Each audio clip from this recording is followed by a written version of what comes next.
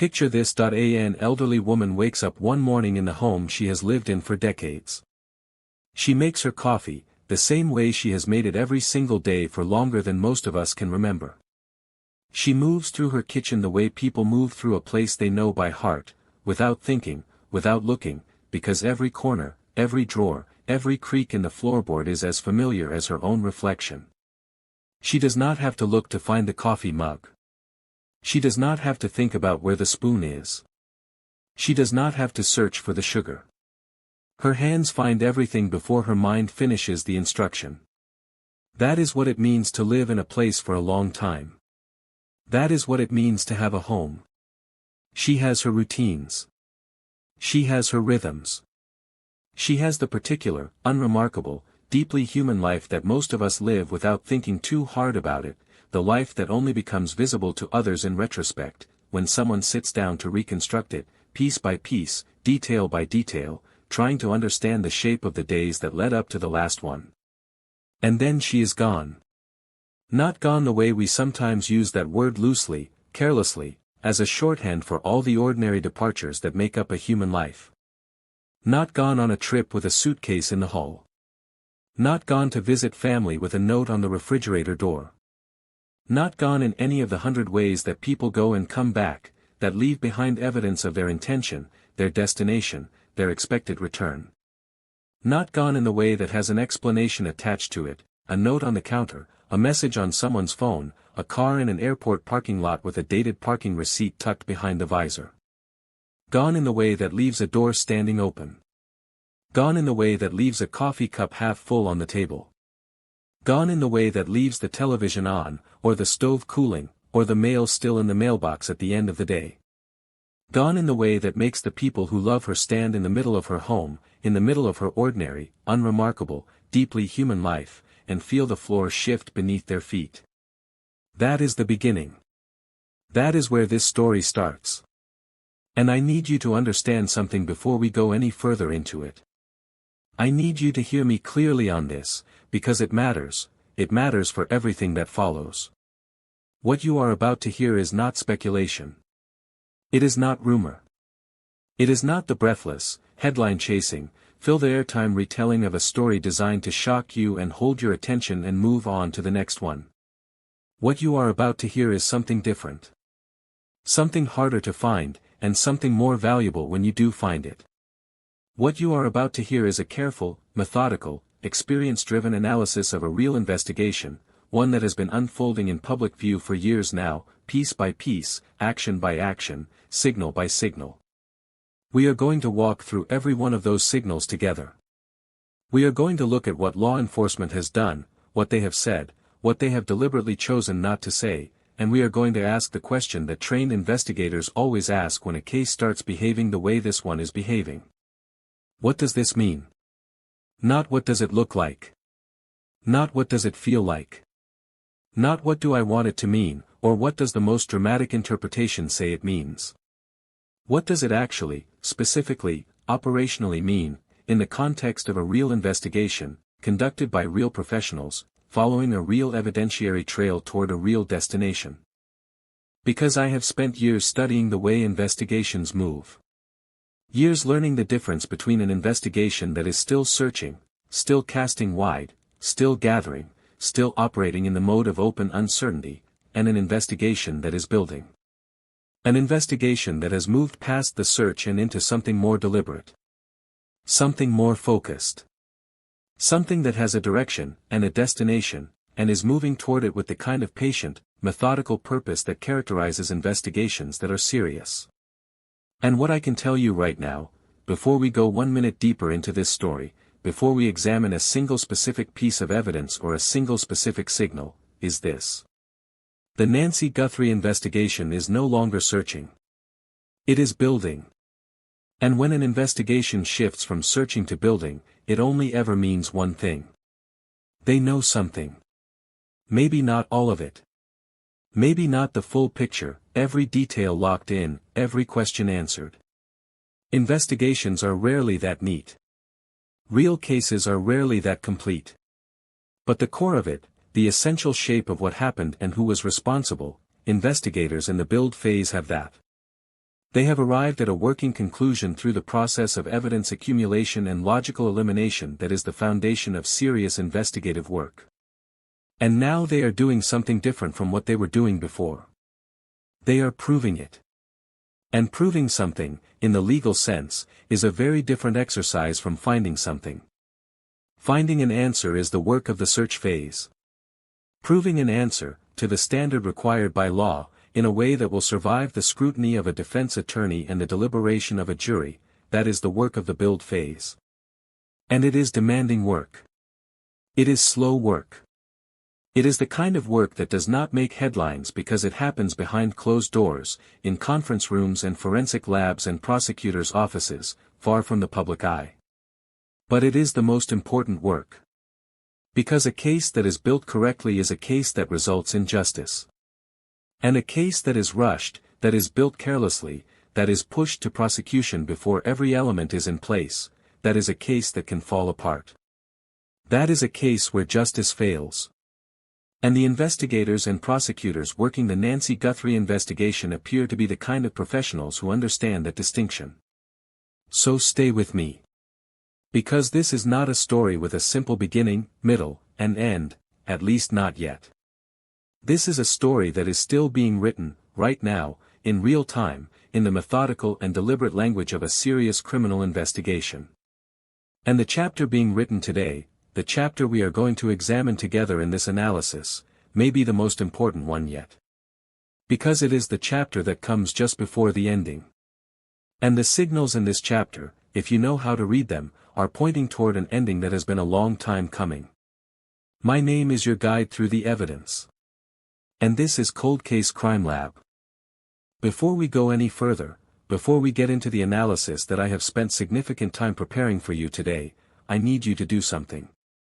If you found this video because you care about cases like this one, cases where an elderly woman disappears and the world has a troubling tendency to move on a little too quickly, then hit that subscribe button right now. Do it before we go any further. Turn on your notifications. Every single week, this channel breaks down real investigations using real analytical frameworks built on real experience, and this channel exists, it survives and grows, because people like you choose to stay rather than scroll past. People like you who refuse to look away. Like this video if you are ready to go deep today, if you are ready to invest the time in understanding this case at a level that most coverage does not reach. Drop a comment with your first impression of this investigation. What do you already know? What do you already sense? What does your instinct tell you? And share this analysis with someone in your circle who follows true crime, because the more eyes we have on a story like this, the better.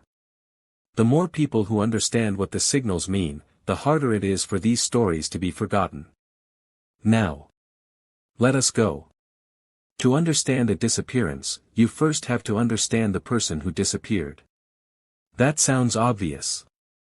It sounds like the kind of statement that every responsible analyst makes at the beginning of every case and then moves past quickly in order to get to the parts that feel more urgent, more dramatic, more relevant to the question of what happened. It sounds like a formality. A box to be checked on the way to the real content. But I want to push back on that, because I think it is one of the most important things we can do in an analysis like this, and one of the things that gets done least well in the way true crime is typically covered. To understand a disappearance, you have to understand the person who disappeared.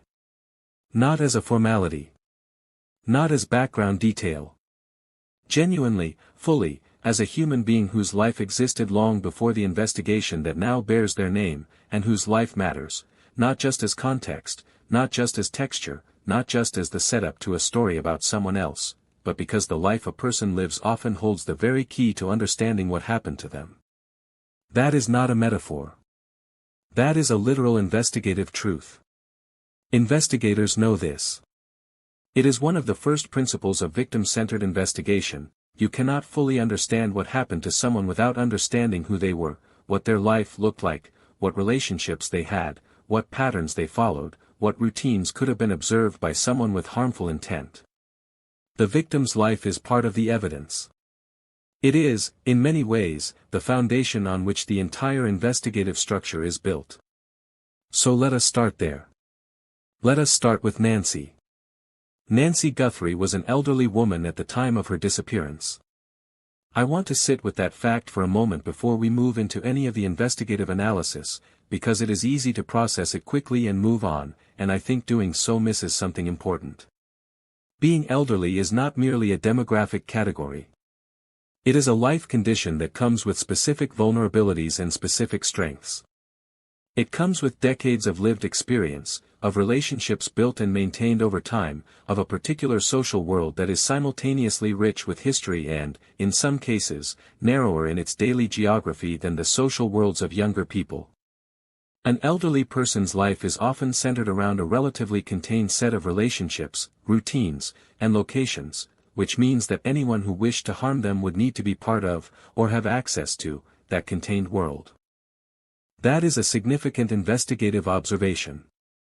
It means that the universe of people with the knowledge and the access to do harm to Nancy Guthrie was not unlimited. It was specific. It was defined by her life and her world. The other thing I want to say about the fact of Nancy's age is that it should not, and does not, diminish the seriousness of what happened to her. There is, in some corners of the way we talk about crime and victimhood, a tendency to weight tragedies differently depending on who the victim is. Young victims, in particular, receive a kind of cultural attention and grief that can feel disproportionate when compared to the attention given to older ones. As if youth is what makes a life most worth protecting. As if a life lived to its later stages is somehow less of a loss. That thinking is wrong. It is wrong morally, and it is wrong practically, and it is the kind of thinking that can distort how a case is investigated and how justice is ultimately delivered.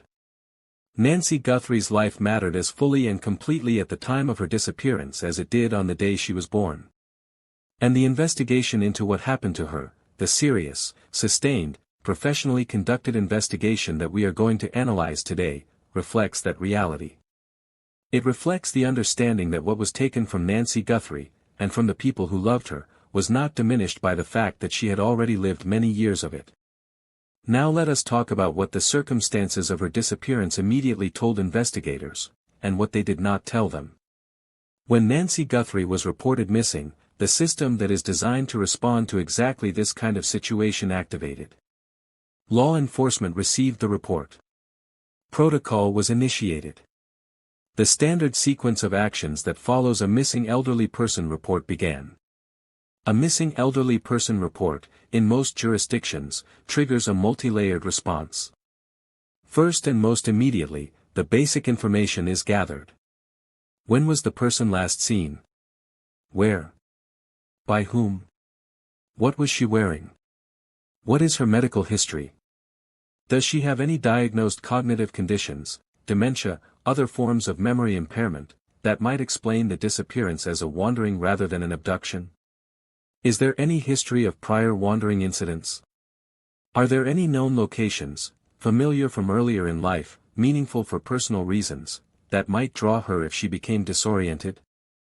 This initial information gathering serves a specific purpose. It allows investigators to assess, as quickly as possible, which of the standard explanations for elderly disappearance is most likely, and to direct their initial response accordingly.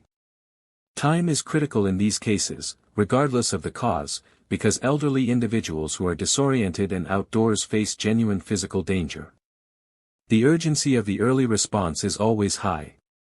Following the initial information gathering, the physical search begins. The immediate area around the last known location is checked. Neighbors and nearby businesses are canvassed.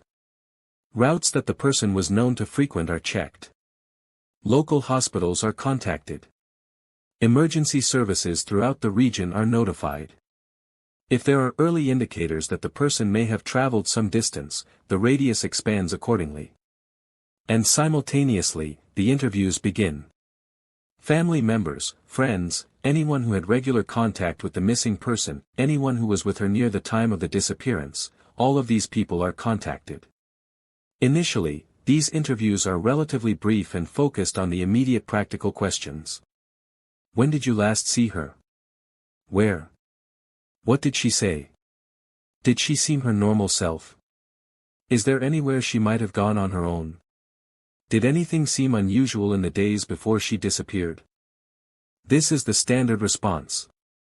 This is what happens when an elderly person goes missing, and the initial assumption is that the explanation is one of the familiar, non-criminal ones. And in the early days of the Nancy Guthrie investigation, this standard response was followed. The protocol was activated. The standard sequence began. Because that is always where you start, because protocol is right until the evidence tells you otherwise. The evidence began to tell investigators something different very quickly. Not dramatically. Not all at once. Not in a way that triggered a single obvious pivot point visible to outside observers. But in the way that investigations actually work, through the accumulation of small observations, small inconsistencies, small things that did not quite fit the comfortable explanation. Things that a less experienced investigator might have rationalized away. Things that an experienced investigator stores carefully in the back of their mind and keeps looking at. Those small things began to accumulate. And as they accumulated, they began to point in a direction.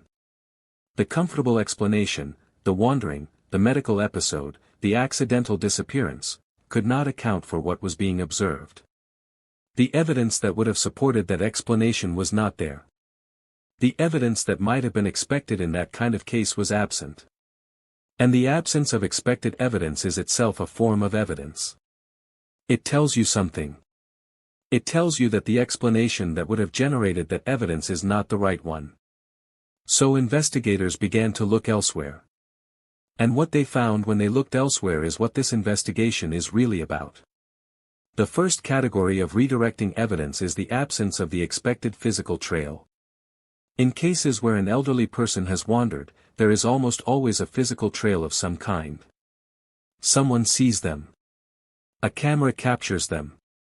A credit card is used. A phone pings a cell tower. The person's movement leaves evidence in the environment, the kind of environmental trace that is the natural byproduct of a person moving through the world in an unplanned, uncontrolled way.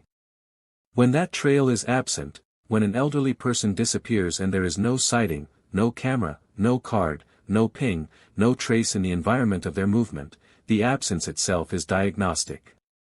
It suggests not a wandering, which leaves traces, but something that did not leave the traces a wandering would leave. That distinction is significant.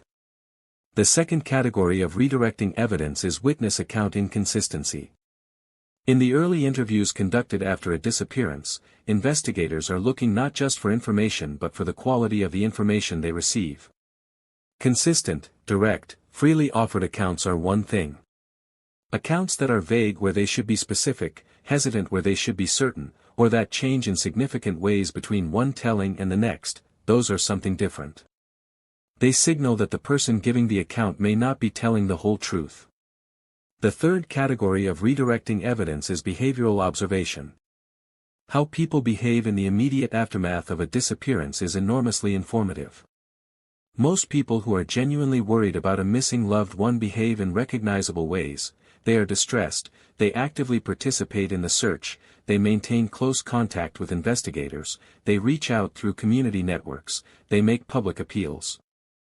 They do everything within their power to find the person they care about. When someone's behavior in this situation departs significantly from that expected baseline, when they are not as worried as they should be, not as active in the search as they should be, not as cooperative with investigators as they should be, that departure is noted. It is not proof of anything. But it is a signal. And signals accumulate. In the Nancy Guthrie case, the signals accumulated quickly enough and clearly enough that the investigation shifted. The comfortable explanation was set aside. The criminal investigation began.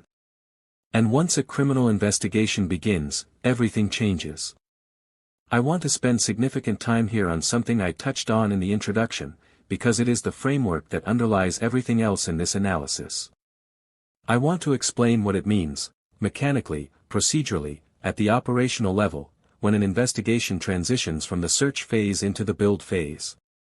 Because the word build is one I use deliberately and with precision, and I want you to understand exactly what it means when I say it. When investigators are searching, they are gathering. They are in the mode of open collection, bringing in information, impressions, accounts, physical evidence, digital records, financial records, communications, everything they can get their hands on. They are assembling raw material without yet knowing exactly what they are assembling it for. The search phase is, at its core, a phase of controlled uncertainty. Investigators know, going into it, that they do not have the full picture. They are comfortable with that. They have to be comfortable with it, because the discomfort of premature certainty, of deciding too early what happened and then searching only for evidence that confirms that decision, is one of the most dangerous traps in investigative work. It has sent innocent people to prison. It has allowed guilty people to walk free. Experienced investigators know this, and the best of them resist the pull toward premature certainty with discipline. The build phase is different in a fundamental way. In the build phase, investigators have made a decision. Not arbitrarily. Not based on instinct or suspicion alone. Based on the accumulated evidence of the search phase, which has been reviewed, analyzed, tested against alternative explanations, and found to support a specific working conclusion. They have arrived at that conclusion through the kind of rigorous, evidence-driven process that good investigative work demands. And now they are doing something different. They are building the case that will prove that conclusion beyond a reasonable doubt. The build phase is when the investigation becomes, explicitly and deliberately, a legal instrument. And that shift, from raw investigation to legal instrument, is everything. Because a legal instrument has requirements that raw investigation does not. It has to meet a specific evidentiary standard. It has to establish not just that something happened, but that it happened in a specific way alleged, by the specific person or persons alleged, with the specific intent required by the law being charged. It has to be able to withstand the full adversarial force of a skilled defense, the cross-examination, the motions, the challenges to admissibility, the alternative theories, the attacks on witness credibility. It has to be not just good enough to charge but good enough to convict. Building a case to that standard is not quick work. It is not simple work. And it is not work that looks dramatic from the outside, which is one of the reasons why the build phase of an investigation often looks, to casual observers, like nothing is happening. Something is happening. A great deal is happening. But it is happening in ways that are deliberately not visible. Let us talk about the specific components of that build. The first component is witness management and preparation. Witnesses are not static. A witness who gave a statement in the first days after a disappearance is not a finished evidentiary product, they are raw material that needs to be developed. Their statement needs to be tested against the physical evidence. It needs to be compared with the statements of other witnesses. It needs to be examined for internal consistency. Does this person's account hold together within itself, or are there gaps and contradictions that a defense attorney could exploit? In the build phase, investigators return to their witnesses. Sometimes many times. They do not approach these return interviews as simple information gathering exercises. They approach them as precision instruments, designed to test, to clarify, to document inconsistencies, and to provide witnesses with opportunities to correct their accounts before those accounts become part of the evidentiary record. The witness management that happens in the build phase is strategic, patient, and sophisticated. And the pattern of it, who is being interviewed, how often, in what context, is one of the most readable signals of where an investigation stands. The second component is evidence authentication and forensic development. In the search phase, evidence is gathered. Physical items are collected and catalogued. Digital records are requested. Financial records are subpoenaed. The goal in the search phase is breadth, get as much as possible and sort it out later. In the build phase, each piece of evidence is processed more thoroughly. Its chain of custody is documented meticulously. Its forensic properties are examined in depth. The science behind it, and the scientists who will testify about it, is prepared for scrutiny. Every vulnerability in every piece of evidence is identified and either addressed or acknowledged and accounted for. This process takes time. Forensic analysis, DNA processing, digital forensics, financial analysis, trace evidence analysis, is not fast work. The labs have backlogs. The tests have timelines. The analysis has to be done right, and doing it right is not compatible with doing it quickly. The third component is legal architecture construction. This is the component that is most invisible from the outside but may be the most consequential for the ultimate outcome of the case. Legal architecture is the framework within which the evidence will be presented at trial. It includes the specific charges, which crimes the suspect will be charged with, and why those charges are supported by the evidence. It includes the theory of the case, the narrative that the prosecution will present to the jury explaining what happened, why, and how the evidence proves it. It includes the identification and preparation of expert witnesses. It includes the anticipation of defense strategies and the preparation of responses to them. Building this architecture requires prosecutors and investigators to work together intensively, reviewing the evidence in its totality and designing the presentation of that evidence in a way that is legally sound, factually coherent, and compelling to a jury. It is, in some ways, a creative process, not in the sense of inventing anything, but in the sense of finding the best way to tell a true story using real evidence. The fourth component is the final sweep, the comprehensive review of everything built, looking for vulnerabilities, weaknesses, and gaps. This is the quality control phase of the build. It is when investigators and prosecutors step back from the case they have assembled and try to see it the way a defense attorney will see it. They look for the weakest link in the chain of evidence. They look for the witnesses who might be vulnerable to cross-examination. They look for the legal arguments that might be used to exclude evidence or challenge the theory of the case. The final sweep is not a sign that the case is in trouble. It is a sign that the people building it are doing it right. It is a sign of sophistication and professionalism. It is, paradoxically, one of the clearest signals that a case is nearly ready, because you only do a final sweep when you have something worth sweeping. The Nancy Guthrie investigation shows all four of these components.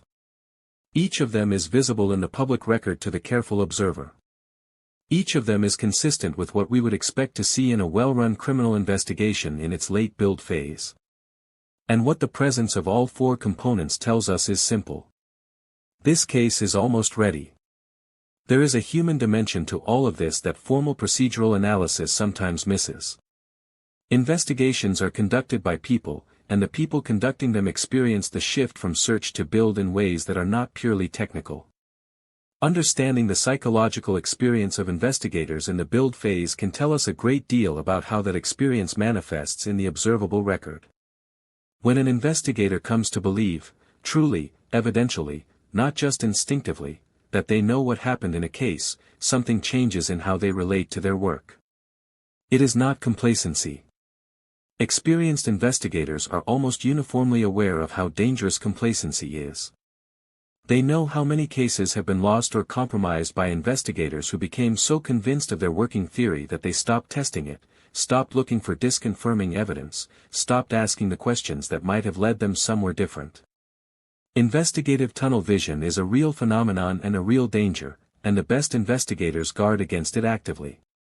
What changes is not confidence in a specific conclusion. What changes is the sense of purpose. The unfocused energy of the search phase, the wide net gathering, the following of every lead no matter where it points, the disciplined uncertainty, gives way to something more directed. Every action in the build phase serves a single master, the case. Every interview, every forensic request, every legal consultation, every revisit to a location or a document or a witness is oriented toward the same destination. That sense of unified purpose changes things. It changes the pace of the work. It changes the quality of the attention brought to each individual task.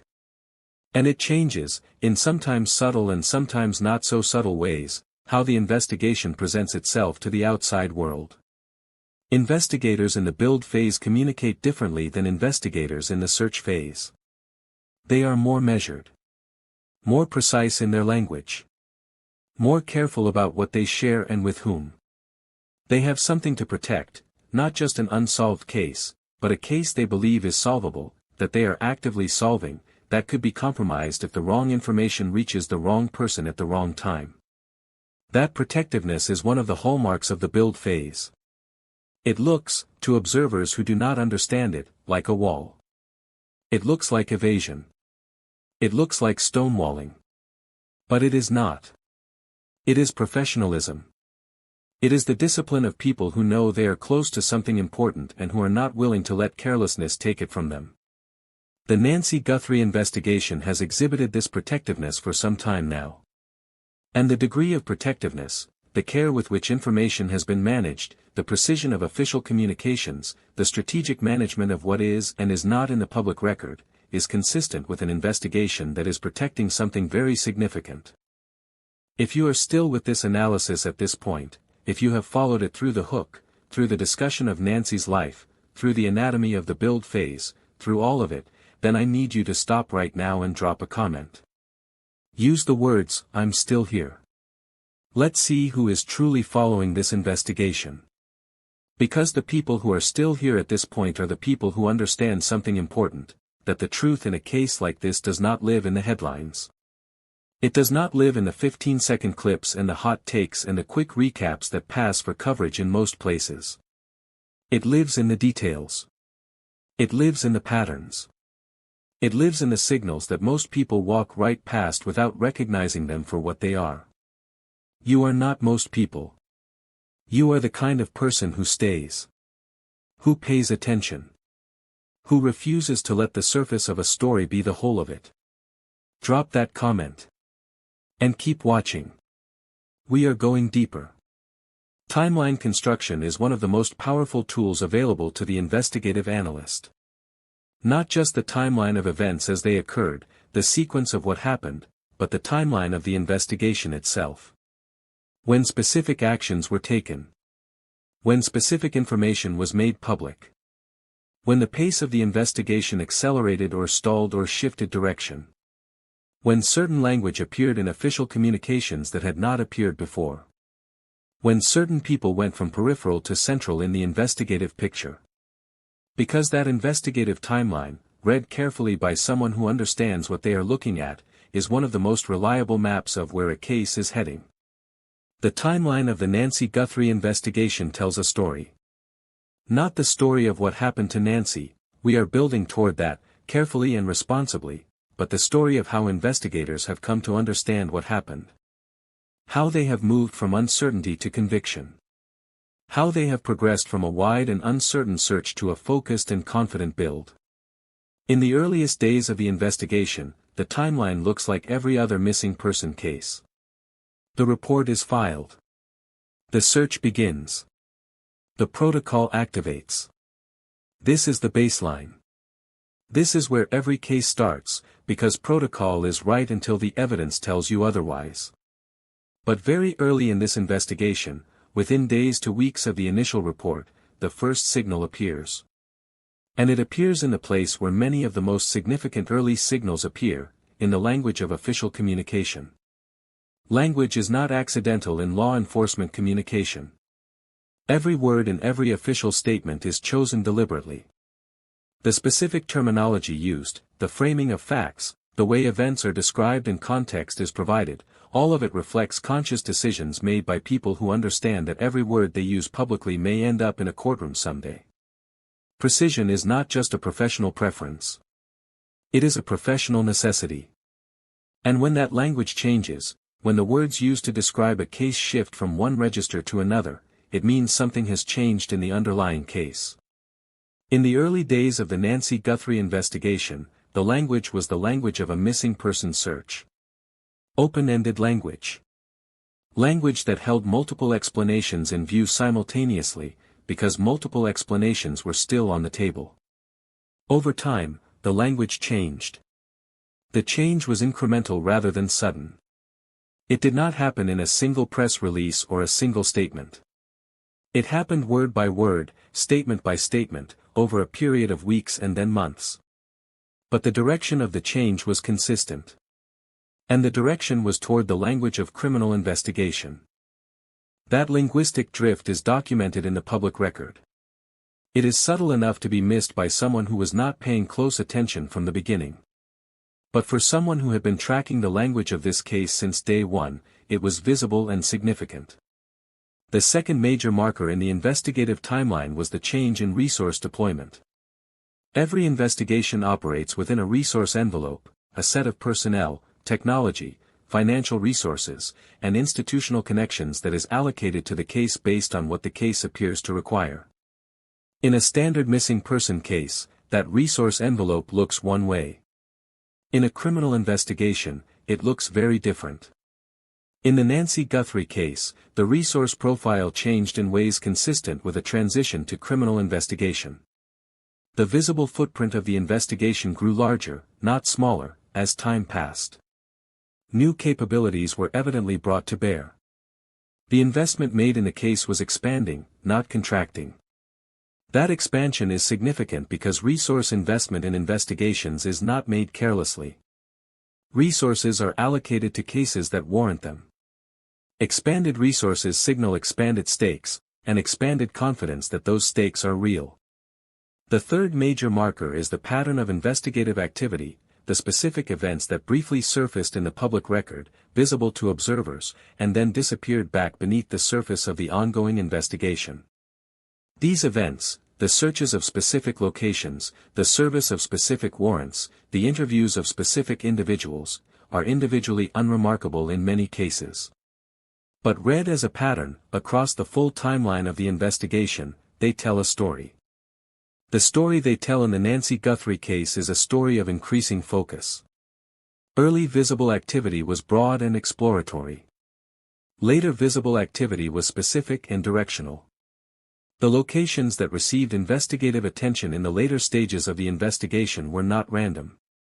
They were pointed. They suggested that investigators were not looking for something they had not yet found, but returning to something they had already found, in order to document it more thoroughly for the case they were building. That is the difference between the activity of the search phase and the activity of the build phase. In the search phase, you go to new places looking for new things. In the build phase, you return to known places to get what you need in the form you need it for court. The activity pattern in the Nancy Guthrie investigation has been, for some time now, the activity pattern of the build phase. Let us talk about geography. In a missing person case, where investigators look is one of the most revealing things about what they know. Not where they start looking, the standard protocol defines the initial search geography relatively independently of the specific facts of any given case. But where they look as the investigation develops, where their attention concentrates over time, which locations get returned to again and again, that is where the geography becomes diagnostic. In a case where the most likely explanation is wandering or accidental disappearance, the search geography follows predictable patterns derived from research on how elderly people move when disoriented. They tend to follow familiar routes. They tend not to stray too far from familiar environments. The search in these cases is circular and radiates outward from a central point in all directions. That is not the geography we have seen in the Nancy Guthrie investigation. The geography of this investigation has been directional rather than circular. It has not radiated outward in all directions equally.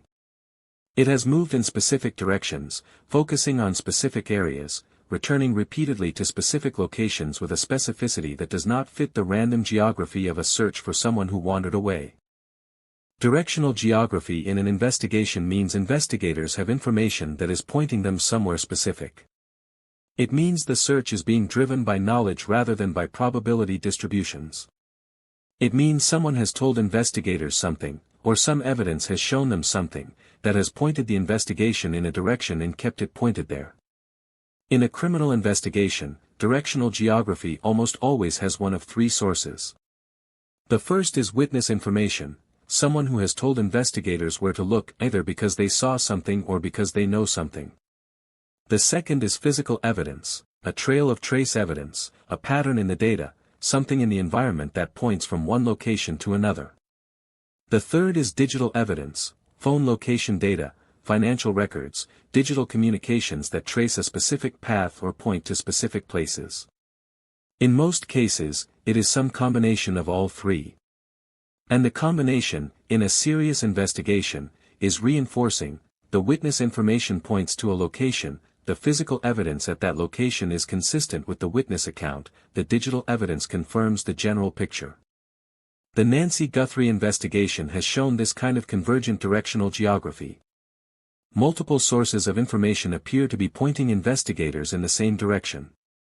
And investigators are following that direction with the kind of focused persistence that tells you they are not following a single uncertain thread but a well-established path. The cases that resolve quickly are almost always the easiest ones, evidentiary speaking. The cases where the perpetrator is caught at the scene. The cases where there are multiple eyewitnesses. The cases where the physical evidence is abundant and clear and unambiguous. These are not, unfortunately, the cases that involve elderly victims who were targeted by people they knew, people who had time to think about what they were doing and how to cover their tracks. The cases that take years to build are the complex ones. The ones where the evidence is subtle. Where the perpetrator was careful. Where the relationships between the people involved are complicated and the investigation requires sustained, patient, expert attention to untangle.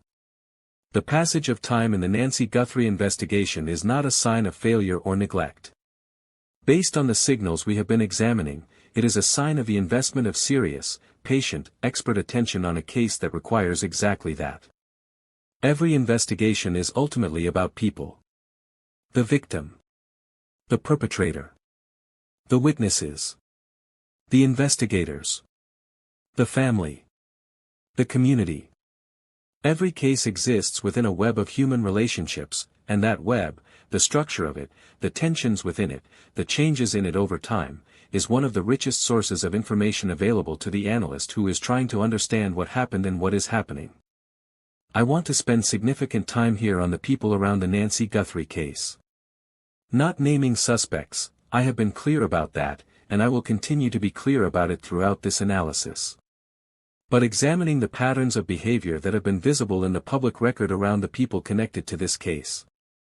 Because those behavioral patterns are public. They are documented. And they are, in the context of an ongoing investigation, some of the most revealing data available to us. Let us begin with the concept of baseline behavior. Every person has a behavioral baseline. A characteristic way of operating in the world, of relating to others, of responding to stress, of communicating, of managing uncertainty. That baseline is established over time and is generally consistent. When a person's behavior departs significantly from their established baseline, especially in the aftermath of an event that investigators are examining, that departure is significant. It is not proof. I want to be absolutely clear about that. Behavioral deviation from baseline is not, by itself, evidence of guilt or knowledge or involvement. People respond to traumatic and stressful situations in enormously varied ways, and some of those ways can look suspicious from the outside while reflecting nothing more sinister than an individual's particular psychological response to an extreme situation. But behavioral deviation from baseline is a signal. It is a flag that merits attention. It prompts investigators to ask, what is driving this departure from normal? What is this person experiencing, or knowing, that is causing them to behave in ways that are out of character? In the Nancy Guthrie investigation, behavioral patterns among the people around the case have been documented and examined.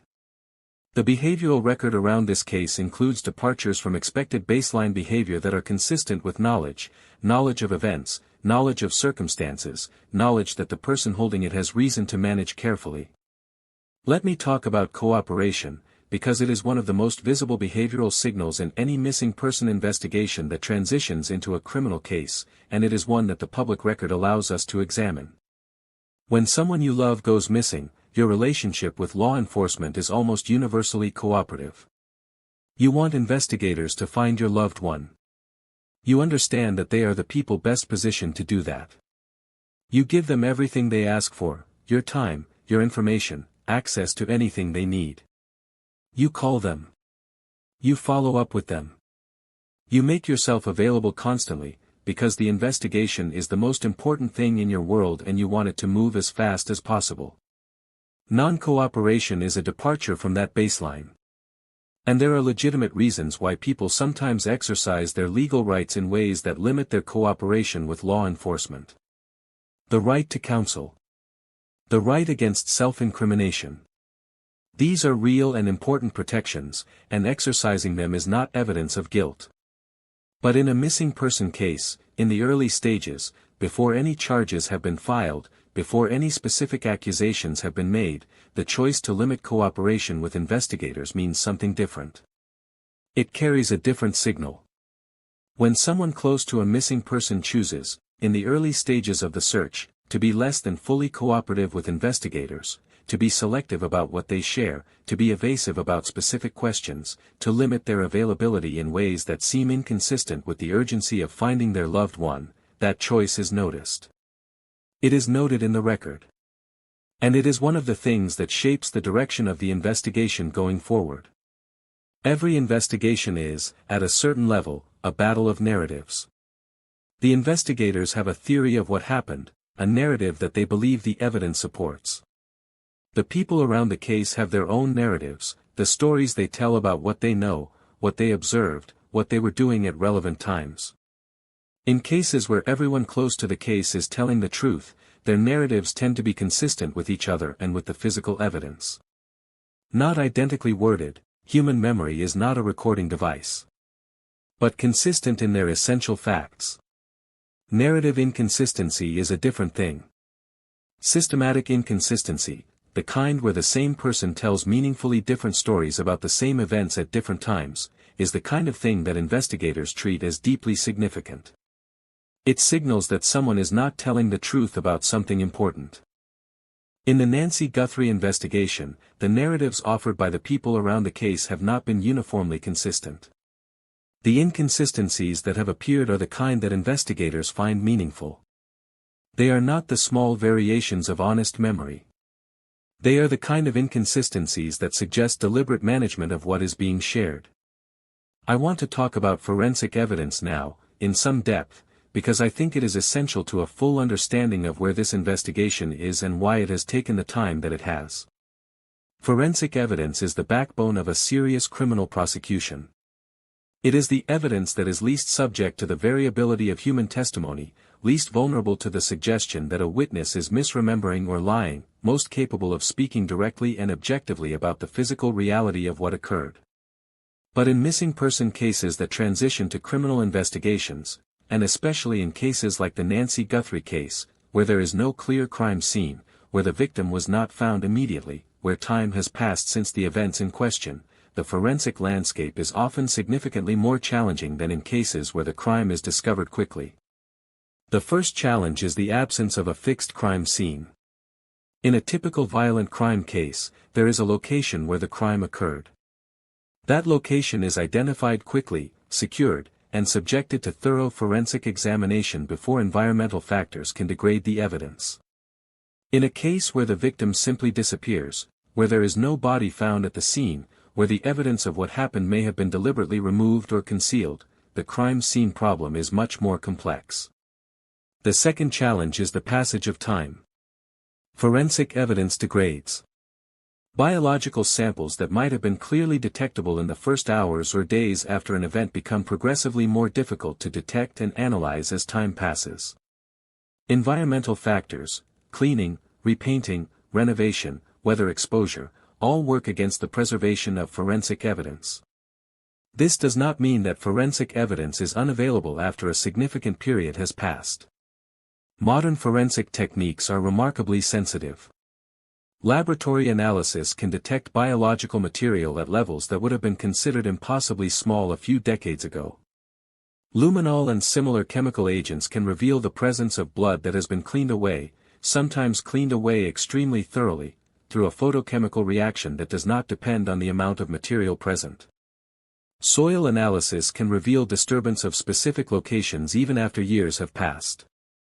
The third challenge is the digital forensic dimension. Modern life leaves an enormous digital footprint. Every phone call made from a cellular device generates a record. Every location where that device was present can be determined, sometimes with remarkable precision. Every electronic financial transaction creates a record. Every email, every text, every message creates a record. Every online search creates a record.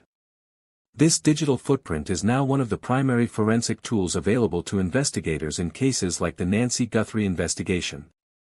And it is a tool with particular advantages in cases that involve time, planning, and the attempt to conceal criminal activity. Because the people who plan crimes do not typically plan their digital activity with the same care they plan their physical activity. They make calls they should not have made. They search things they should not have searched. They are in places their phones should not have been, at times when their phones should have been somewhere else. The extraction and analysis of digital forensic evidence takes time. The legal process of obtaining records from carriers and platforms, through subpoenas, warrants, and court orders, takes time. The forensic processing of digital evidence, to the standard required for court admission, takes time. All of that time is time that the Nancy Guthrie investigation has been investing. The forensic dimension of this case is being prepared for a courtroom. And that preparation, the investment, the thoroughness, the patience, is one of the clearest signals of the seriousness of what is being built. Let us now look at the investigation as a whole. Because individual signals are valuable, each one tells us something, but the full picture is more than the sum of its parts. The shape of the Nancy Guthrie investigation is the shape of a case in the late build phase. It started in the standard way, the wide net search, the broad community engagement, the open evidentiary gathering. It pivoted early, when the evidence directed it away from the comfortable explanations. It narrowed steadily, concentrating its focus as the evidence concentrated.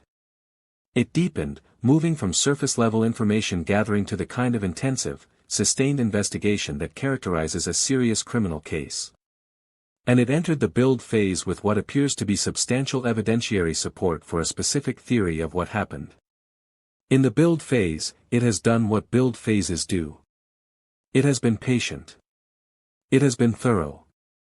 It has managed its public communications with the discipline of an investigation that has something real to protect.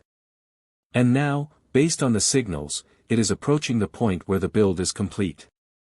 The language in official communications has begun to shift again, not dramatically, not in ways that will make headlines on their own, but in ways that are consistent with the final stages of case preparation. Less like an investigation hiding behind closed doors. More like an investigation preparing to open them. Something is coming. I want to address directly the question that everyone who has been following this case is asking. Who is responsible for what happened to Nancy Guthrie? And my answer is the same answer I give every time someone asks me that question about a case in an active investigation. That question belongs to a jury. I know that is not the answer people want. I know that after everything we have covered, the signals, the patterns, the behavioral evidence, the forensic indicators, it feels like there should be a name attached to the conclusion. It feels like the analysis should culminate in an accusation. But that is exactly the kind of thinking that has corrupted true crime coverage for years. It is the thinking that turns investigations into entertainment, that turns suspects into villains before a single charge has been filed, that poisons jury pools and forces plea deals and creates the conditions for real injustice. It is the thinking that, more than once, has contributed to the wrongful conviction of innocent people. We do not do that here. What we do instead is what I have been doing throughout this entire analysis. We read the signals. We describe what those signals typically mean in real investigations. We help our audience understand the process well enough to recognize where a case is and where it is likely going, without replacing the role of investigators, prosecutors, and ultimately juries. What I can tell you, and what the evidence of this investigation supports, is that investigators believe they know what happened to Nancy Guthrie. They believe they know who is responsible. They have been building a case against that person or persons for a significant period of time. And that case appears to be nearing the point where it will become public. When that happens, the name or names will be public. The charges will be public. The evidence will be presented in court, where it belongs, for the scrutiny it deserves. For the family, I want to say something directly. The investigation has not been stalled. It has been building. The apparent quietness has not been negligence. It has been strategy. The answers are coming. They are being built, carefully and patiently, by investigators who have not forgotten Nancy Guthrie, who have, in fact, dedicated an extraordinary amount of time and resources to understanding what happened to her. The family deserves that resolution. Nancy deserves it. And the signals suggest it is coming. The media's role in all of this is worth examining. Media coverage of missing person cases and criminal investigations follows its own rhythms, its own incentives, and its own constraints. Journalists reporting on these cases are doing their jobs, gathering information from sources, reporting what they can confirm, presenting the story to their audiences in a way that is comprehensible and engaging. At their best, they perform an essential public service. But media coverage is inherently limited by what investigators will share. And as we have discussed at length, investigators in the build phase of a serious investigation share very little. What journalists end up reporting, in this phase, is often a fraction of what investigators know, and that fraction can be misleading, not because the journalists are doing their jobs poorly, but because they are working with incomplete information. This is where analytical frameworks become valuable. Not as a replacement for journalism, journalism is essential, but as a supplement to it. A way of understanding the shape of an investigation even when the details of that investigation are not fully available. What we do here at Coldcase Crimelab is, at its core, a form of pattern recognition. We look at what is visible and we use our understanding of how investigations typically work to infer what is not visible. We are not always right.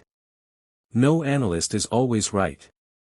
But when the patterns are as clear as they are in the Nancy Guthrie case, the inferences they support carry significant weight. One of the things that gives me confidence in the analysis I have been presenting throughout this breakdown is that the patterns we have been examining are not unique to this case. They are patterns that have appeared, repeatedly and consistently, in similar investigations, cases where an elderly person's disappearance was ultimately determined to be the result of criminal action, and where the investigation followed the same arc from search to build to resolution. In similar cases, the early phase is characterized by the standard missing person response, broad search, community engagement, media appeal, wide net interviewing. This phase typically lasts days to weeks before the pivot occurs. The pivot, in similar cases, typically comes when investigators encounter something, a piece of physical evidence, a witness account, a digital record, a behavioral signal from someone close to the victim, that is inconsistent with the innocent explanations on the table. That inconsistency, once encountered, changes the nature of the entire investigation. Following the pivot, the investigation narrows. Resources that were spread broadly begin to concentrate. Interview patterns shift from wide and shallow to narrow and deep. Specific people, specific locations, specific records receive intensifying scrutiny. During this narrowing phase, investigators typically identify their primary person or persons of interest. That identification does not immediately lead to action. Indeed, the period between identification and action is often the longest and most frustrating period of the entire investigation, both for the investigators themselves and for the families of victims. The build phase concludes when investigators and prosecutors are confident that the case they have constructed will result not just in charges but in conviction. At that point, the case moves into the action phase, arrests, charges, the beginning of the legal process. In similar cases, the time between the initial disappearance and the action phase has ranged from several months to several years.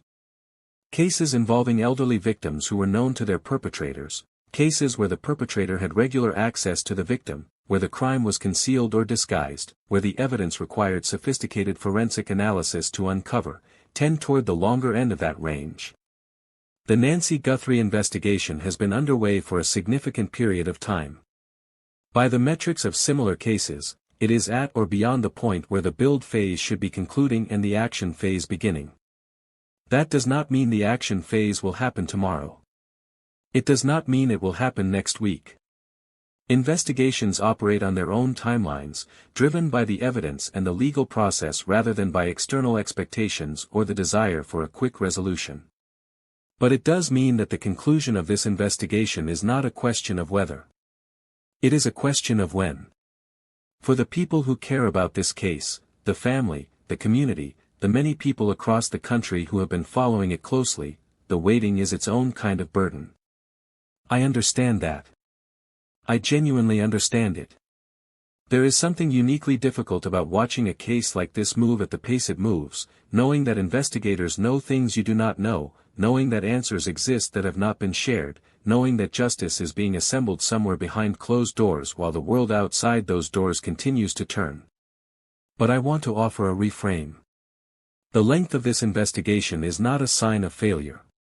It is a sign of care. It is a sign that the people responsible for building this case are building it right, methodically, carefully, with attention to every detail that will matter when it is finally presented in court. Every day that passes without a public resolution is a day that investigators are adding another brick to the wall of the case. Another layer of documentation. Another piece of evidence authenticated. Another witness account locked in. The investigators on this case are doing it right. And doing it right takes time. Hold on. As we move toward the conclusion of this analysis, I want to talk about what comes next. What we, as observers, should be watching for in the coming weeks and months. Because the signals that tell us an investigation is transitioning from the build phase to the action phase are as readable as the signals that told us the investigation had transitioned from the search phase to the build phase. You just have to know what you are looking at. The first signal is a change in the official communications pattern. When that silence begins to break, when investigators and official representatives begin speaking about the case with more regularity, more specificity, more directness, it often signals that the action phase is being prepared. Watch for more official communication. Watch for a change in its character, from the carefully neutral language of the build phase to language that carries more weight, more implication, more direction. The second signal is movement around the legal architecture. Certain legal actions, warrant applications, grand jury activity, subpoenas, records requests, may become visible in the public record before an arrest or charge is announced. Not always. Not in every case. But often enough that observers who know what to look for can see the legal machinery beginning to move in ways that precede action. The third signal is a change in the behavior of the people under investigation. When an arrest or charge is imminent, the people closest to the action often know it or sense it. Their behavior changes. They may seek legal counsel publicly when they had not done so before. They may change their communication patterns. They may alter their routines in ways that depart from their established baseline. And the fourth signal, the one that sometimes arrives with very little warning, is the action itself.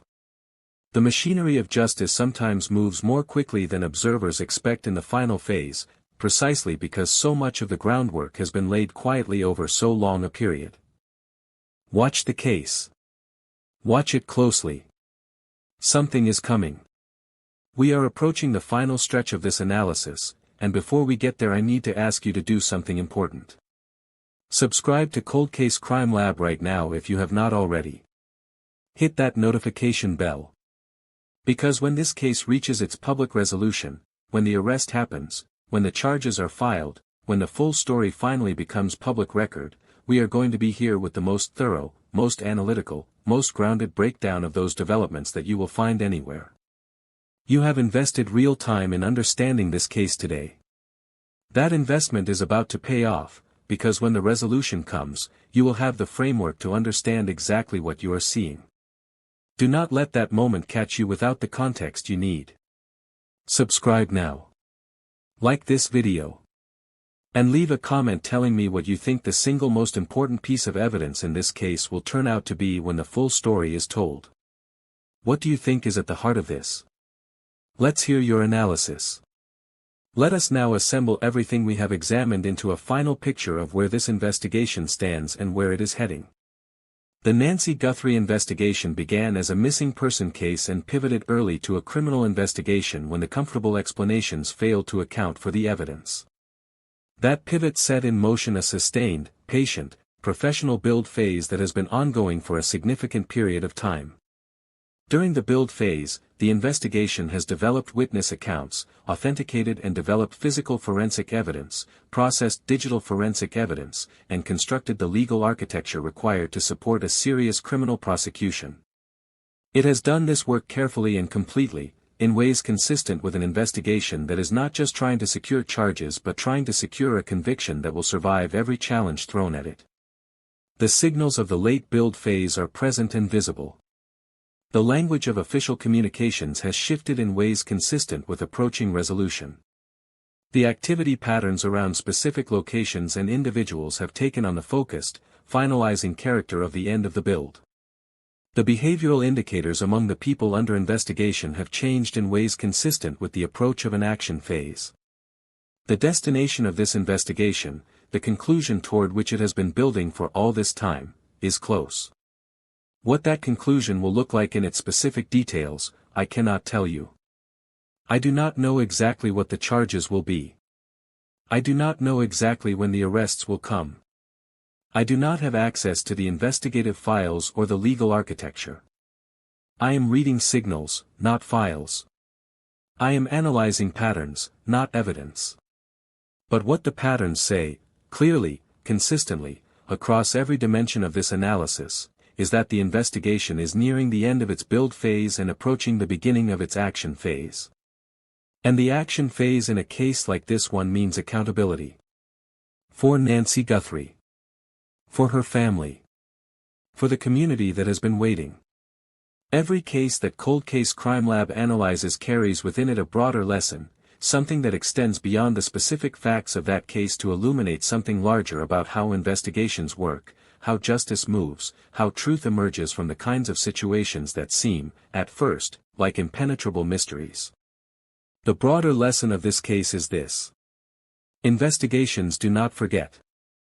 The popular image of a cold case is one of a file gathering dust in a cabinet somewhere, a detective who retired without answers, a family that gave up hope, a perpetrator who walked free.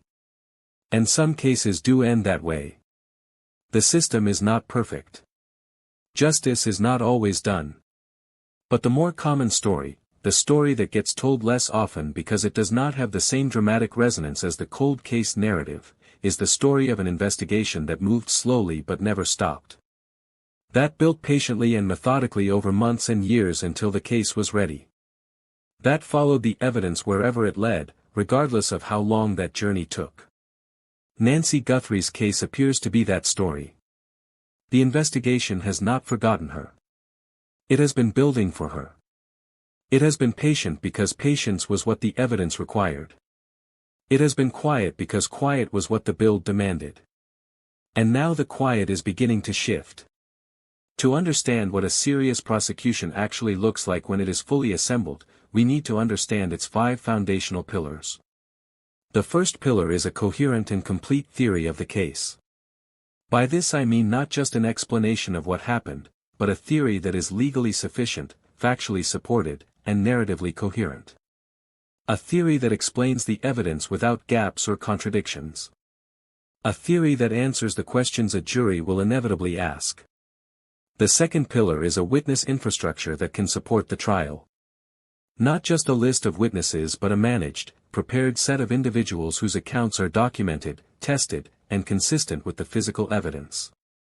Witnesses who know what they will be asked at trial. Witnesses whose credibility has been evaluated and, where necessary, bolstered or qualified. The third pillar is authenticated, complete forensic evidence. Every piece of physical and digital forensic evidence in the case must be properly documented, properly processed, and properly attributed. The chain of custody must be unbroken. The analytical methods must be scientifically valid and legally admissible. The fourth pillar is a legal architecture without exploitable gaps.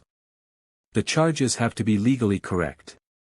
Any potential suppression issues, challenges to the admissibility of evidence based on how it was obtained, have to be identified and addressed before the trial. Pre-trial motions have to be anticipated and responses prepared. The fifth pillar is case resilience, the ability of the overall case to survive the loss or degradation of any single element without collapsing. A resilient prosecution case does not depend on any single witness, any single piece of evidence, any single forensic finding. It has redundancy built in. The case is not a house of cards but a structure with multiple load-bearing elements, any one of which could hold the case up on its own. The Nancy Guthrie investigation appears to have all 5 of these pillars in development. The time it has taken is consistent with the time required to build a prosecution with this level of completeness. The patience is consistent with the discipline required to ensure that each pillar is solid before moving to the action phase. What we are watching is the final assembly of a serious prosecution. And serious prosecutions succeed.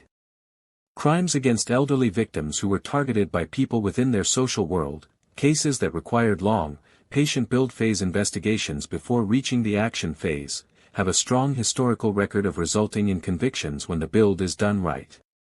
The evidence in these cases, when properly assembled, tends to be highly persuasive to juries. The motive, when established, is often clear and compelling. The combination of physical forensic evidence, digital forensic evidence, and witness testimony tends to create a comprehensive picture that is difficult for defense counsel to undermine in its totality. And when the resolution comes, and it is coming, the legacy of this case will include whatever justice is delivered. Whatever accountability is established. Whatever truth is publicly told about what happened to Nancy Guthrie. Before we close, I want to say something directly to anyone watching this who is personally connected to this case. To anyone who knew Nancy Guthrie. To anyone in the community that has been living with this story. To anyone who has been waiting. We see you. We take this seriously.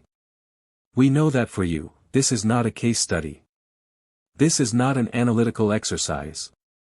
This is your life, your family, your community, your grief. We honor that. We hold it with care. And we are committed to covering this story, and every story like it, in a way that is worthy of the people at the center of it. The truth is coming. Hold on. Not giving up is not a dramatic virtue. It does not make good television. It does not fit into a montage. It is just the steady, unremarkable, absolutely essential willingness to be present for the work every day, regardless of how slow the progress feels, regardless of how far away the destination seems. The investigators working the Nancy Guthrie case have been present for the work every day. And that presence is about to produce its result. Nancy Guthrie could not speak for herself after she was taken. She could not demand justice. She could not advocate for the investigation that would eventually establish the truth of what happened to her. She had to rely on others to do that. Others did. They have not stopped doing it. And they are almost done. Remember that the next time a case you care about goes quiet. Remember that silence is not surrender. Remember that the most important work in a serious investigation is the work you cannot see. Remember that the build phase is real and it is happening and it matters. And remember Nancy Guthrie. Because she deserved better than what happened to her. And the people working her case are making sure that she gets better, in the only way that is still possible. Through the truth. Through accountability. Through justice. That is the complete analysis of the Nancy Guthrie investigation, and if you have made it all the way to this point, if you have stayed through every section of this breakdown, through the anatomy, through the timeline, through the forensics, through the human dimensions, through all of it, then I want you to know something. You now understand this investigation at a level that most people who follow it do not. You have the framework. You have the language. You know what the signals mean. You know where this is heading. And you know why it is heading there. Now here is what I need you to do. 1. Subscribe to Coldcase Crimelab and hit the notification bell. When this case breaks publicly, when the charges are filed, when the arrests are made, when the full story finally becomes a matter of public record, we will be the first to give you the complete, fully contextualized breakdown. You do not want to miss that. 2. Like this video. It takes 1 second and it makes an enormous difference to the reach of this channel. The more people who see this analysis, the more people who understand what is really happening in this investigation. 3. Drop a comment right now. Tell me where you think this case goes next. Tell me what you are watching for. Tell me the one signal you are going to be paying attention to. Let us build this analysis together in the comments. And 4, share this video. Share it with your true crime community. Share it with anyone who has been following the Nancy Guthrie case. Share it with anyone who wants to understand a serious criminal investigation at the level we have broken it down today. The truth about what happened to Nancy Guthrie is coming. Be part of the community that understands it when it arrives. Thank you for being here. This has been Coldcase Crimelab. We analyze the evidence. We seek the truth. We demand the justice. And we will see you for the next one.